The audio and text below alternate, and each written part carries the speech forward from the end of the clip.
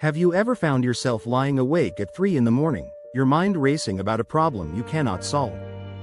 Does it feel like your own brain is a hostile place, generating a constant stream of worry and criticism that you simply cannot shut off? If you answered yes, please know that you are not alone in this experience. In fact, this might be the single most common human struggle. We all have a voice in our heads, a narrator that comments on everything we do. Often, that narrator is not very kind. It replays past mistakes on a loop, it conjures up terrifying future scenarios, and it constantly compares us to others. We tend to treat every single one of these thoughts as absolute truth, as undeniable fact. I was recently reading Joseph Nguyen's book, Don't Believe Everything You Think. It perfectly explains that nearly all of our psychological suffering, anxiety, and stress comes from one simple misunderstanding. We have forgotten a fundamental truth, that we are not the voice in our head. We are the one who is aware of it. To find freedom from this mental noise, we first need to understand the mechanics of our experience. How is it that a thought can make us feel so physically anxious or so deeply sad? The process is actually incredibly simple and happens in a split second. Every single feeling you experience, every emotion, is preceded by a thought. Your thoughts are the cause, and your feelings are the effect. Think about that for a moment.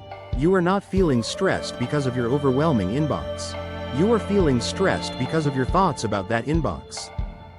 Thoughts like, I will never get this done, or my boss will be angry, or I am failing. The inbox itself is neutral. It is just a collection of electronic messages. The meaning, and therefore the emotional response, is created entirely by your thinking. This is a radical but life-changing idea. It means that aside from direct physical pain and the event of death itself, the rest of our pain comes from our self-inflicted emotional suffering. Furthermore, it only occurs when we allow a thought to trigger that emotional response within us. We are not victims of the world around us. We are experiencing the world through the filter of our thoughts, and that filter is often distorted. Our thinking often pulls us out of the present moment, which is the only place we can ever actually experience life. We get lost in the illusion of the past and the future. We rehash old arguments, we dwell on past failures, and we feel those old hurts as if they are happening right now. Similarly, we project ourselves into a future that does not exist.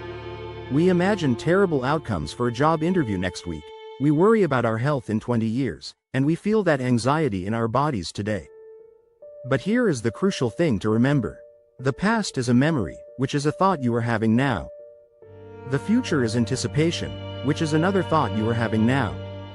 All of your suffering is happening in the present moment, manufactured by your present moment thinking. When you are fully engaged in the here and now, perhaps absorbed in a conversation or a beautiful piece of music, there is no room for psychological suffering. That peace is always available to you when you simply step out of the stream of time-based thoughts. If this new perspective is resonating with you, please like and subscribe to help this channel grow and allow this video to reach others who need it. So if we are not our thoughts, then what are we? This is the most important question we can ask ourselves. The answer is that you are the awareness behind the thoughts. You are the conscious space in which thoughts appear. Let me use a metaphor. Think of the sky. The sky is vast, open, and always clear. Sometimes, storms pass through the sky. There can be thunderclouds of anxiety, rain showers of sadness, or hurricanes of anger. You can watch these storms, you can experience them, but you are not the storm. You are the sky.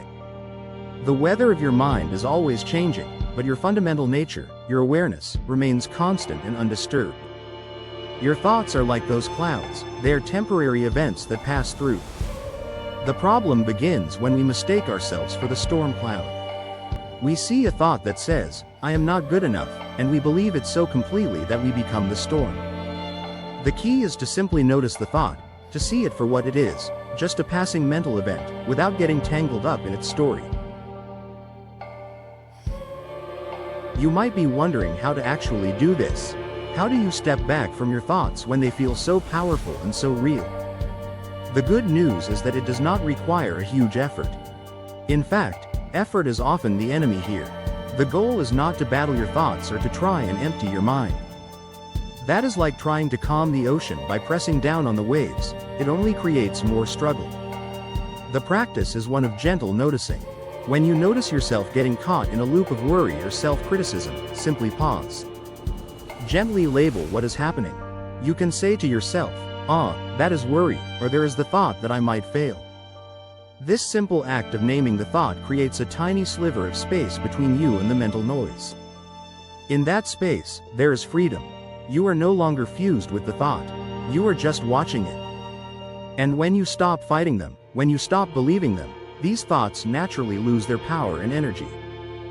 They arise, they stay for a while, and they pass away, just like a cloud moving across the vast sky of your awareness. This understanding is not about becoming a perfectly peaceful zombie who never has a negative thought. That is not the goal. You will always have thoughts, and some of them will be negative. That is simply how the human mind works.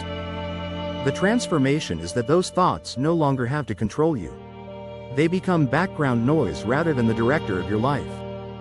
When you know you are not your thoughts, you can engage with life from a place of innate peace and clarity. This clarity allows for better decisions, more compassionate relationships, and a resilience that does not get shaken by every mental storm. The peace you have been searching for, the calm you thought you needed to find, is not something you need to create.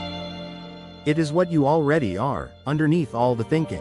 It is always here, waiting for you to remember. Your only job is to stop believing everything you think.